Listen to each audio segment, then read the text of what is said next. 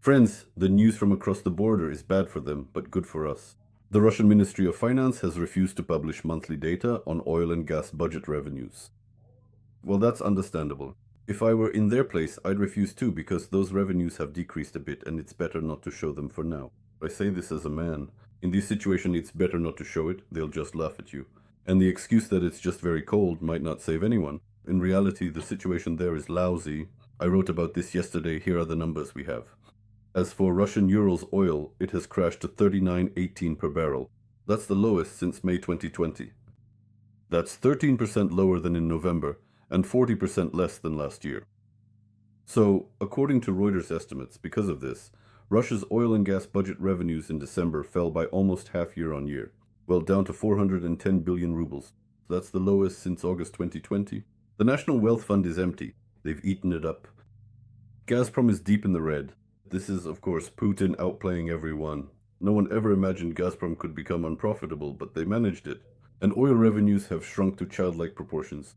Of course, they can confiscate what's left of the middle class, they can devour a couple of oligarchs who aren't completely in love with Putin, but that won't last long. That will only prolong the agony a little, just like selling off the remaining state assets to China, also an option. But then there will be nothing left at all to fight with. As they say in the village, with this kind of trade and this kind of harvest, soon we'll be, pardon me, sucking up to Sharik. Sharik, of course, is thrilled, but the situation is such that basically that's where all these strikes come from, all these constant bombings, the activation of all the old contacts in the US, in Europe, in Ukraine, all these pacifists, peace at any cost, urgently.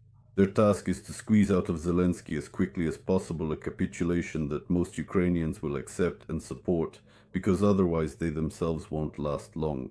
Sharik has already come out of his kennel, smiling and winking. Well, we're not wasting any time. Yesterday the US seized another tanker from the Shadow Fleet. Last night, a substation in the occupied territory of the Zaporizhzhia region was hit.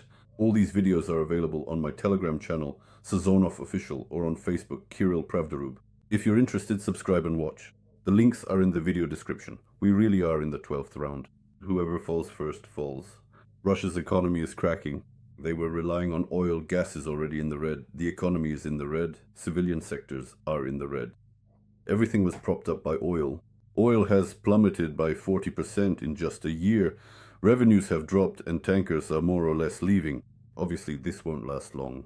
I think the maximum they can squeeze out of their economy is to hold on for another 6 months with their last bit of strength. We just need to hold out one day longer than they do. Friends, subscribe to Telegram, to Facebook, to this channel. I'll keep you updated. Everything will be Ukraine, and they'll be left sucking wind.